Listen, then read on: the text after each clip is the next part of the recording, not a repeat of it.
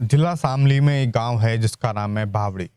बावड़ी जो गांव है वो दंगा पीड़ित गांव है अपने आप में। और इस गांव से 2013 में सैकड़ों की संख्या में मुसलमान पलायन करके चले गए थे। उसके बाद में कुछ हिंदू लोग मुसलमानों के पास में गए और उन्होंने कहा मुसलमानों से कि भाई आप अपने गांव में वापस लौटिए। उस दौरान इस गांव में वकीला नाम की एक महिला वापस लौटी। अभी मैं उनके घर पे आया हुआ हूँ।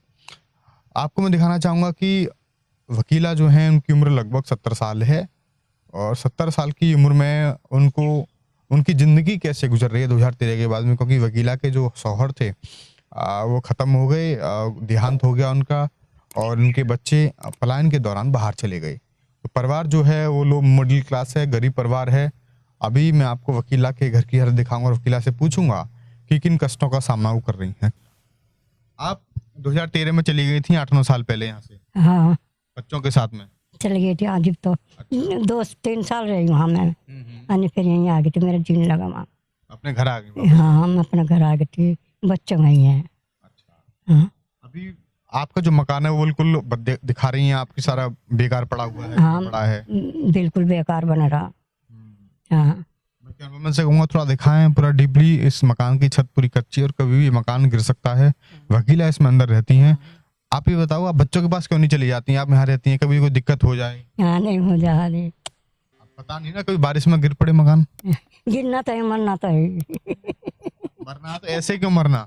और ये तो बड़ी दुख की बात है ना कि आप ऐसे मकान में रह रही हैं। दुखी हैं। दुखी क्यों हैं आप?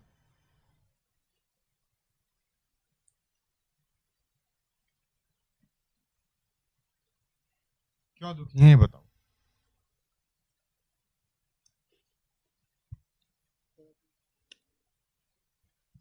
खाना वाना खाती हैं? टाइम से मिल जाता है? हाँ खा लें। सब्जी वब्जी बना लेती हैं हर दोनों टाइम? हाँ बना लें। कैसे पैसे कहाँ से आते हैं उसके लिए? कर लें नहीं काम अपना। कैसे काम कर लेती हैं बताओ? काम क्या, कोई काम तो बुढ़ापे में मिलता नहीं कुछ? नहीं बस वो कर ले अपना, गुजारा कर रहे अपना। मैं एक बात और बताऊं कि ये पल जो होते हैं बड़े भावुक कर देते हैं। और जब आप गांव में घूमते हैं तो वास्तव में आपका जो हृदय है बड़ा द्रवित हो जाता है, बड़ा भावुक हो जाता है कि बहुत सारी दिक्कतें गांव के लोगों को हैं। और कहीं ना कहीं सरकार जो है वो सही लोगों तक नहीं पहुंच पाती, पात्रों को सुविधाओं का लाभ नहीं मिल पाता। आप देखें कि मेरे हाथ में वकीला का ये राशन कार्ड है और ये राशन कार्ड अंत्योदय है। अंत्योदय का मतलब आप समझ रहे होंगे कि जो पूरे देश में सबसे गरीब तबके के लोग होते हैं उनको ये राशन कार्ड जारी किया जाता है। और वकीला के मकान की जो हालत है ये आपको दिखा रही है कि वकीला जी वास्तव में ही बहुत गरीब हैं। आपको कोई पेंशन मिलती है? मिलती भी नहीं मिलती, 2 साल हो, 1.5 हो गया। पेंशन नहीं मिलती? मिलती नहीं जा। अब पेंशन मिलती है आपको, राशन कार्ड पे राशन कार्ड पे राशन नहीं मिलता? ना कुछ नहीं मिलता, ना राशन ना कुछ। सब काट काट रखी राशन, पेंशन भी काट रखी। मकान भी आपका ऐसे? हाँ आपका मकान है। तो कई गांव के लोग कभी मदद क्यों नहीं करते आपकी बताओ? बस कुछ नहीं कहा जाता। प्रधान के पास जाती हैं आप? हाँ हाँ जाऊँ। हाँ, क्या कहते हैं प्रधान? प्रधान भी कहेंगे हाँ बनवाएंगे, हाँ करवाएंगे, करवाएंगे। कभी राशन डीलर के पास गई हैं इस कार्ड को लेकर के अपने को? हाँ क्या कहता है राशन वाला? निका और बनवाओ, नया बनवाओ? हाँ ये खराब हो गया है। खराब हो बतावे। तो कभी आपने नया बनवाने के लिए कहीं किसी से कहा क्या आपने? हाँ कह रखा जो कमाए कोई आ जा बता दे। हाँ हाँ। पर बना कुछ नहीं। बना कुछ नहीं ना जिस तरह आप आगे तब इस तरह आ जा, जिस तरह तुम पूछ रहे बताना पड़ा है सारी बात, पर कुछ नहीं हुआ। आप क्या कहना चाहेंगे? आपकी बात को सरकार अगर सुने तो कुछ लोग सुने, क्या कहेंगे आप? बस नहीं कह दिया, अपना गुजारा कर ले हम।